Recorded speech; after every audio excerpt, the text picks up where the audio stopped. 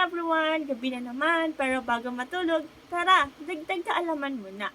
So, I want to share something quick and useful. So, ano pag-uusapan natin ngayong gabi is paano malaman ang tamang size ng circuit breaker base sa load. So, ito kasi yung mga common question. 15 amperes to 20 amperes to dapat. So, let's start with the basics. So, let's focus muna sa lighting circuit. So, ito yung mga kadalasang na itatanong sa akin. Ilang ilaw po ba ang pwede sa isang branch circuit? So, yung sagot. So, meron po tayong tinatawag na NEC rule. So, ano yung NEC rule? So, ito ay galing sa National Electrical Code kung saan ito yung basis ng Philippine Electrical Code natin.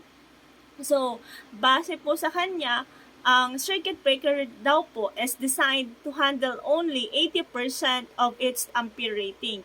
So, meron na tong tinatawag na safety margin para maiwasan yung biglaang pag-trip ng ating mga circuit breaker.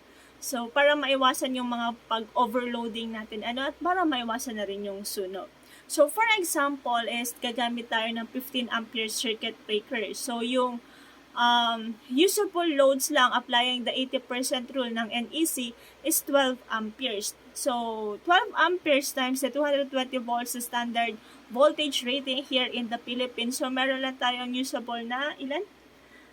2,640 watts. So, kung gagamitin natin yung conventional or the traditional way na 100 watts na ilaw, so 2,640 watts divided by 100 watts, so meron lang tayong approximately 26 lamps. So, we can put up to 26 lamps sa ating 15 ampere circuit breakers na rated at 100 watts. So, let's have a quick recap. So, you can use only 80% of the ampere rating ng ating circuit breakers po. So, wag tayong lalampas for safety purposes. And, yan lang po muna. So, good night and see you next time. Halina't matuto bago matulog.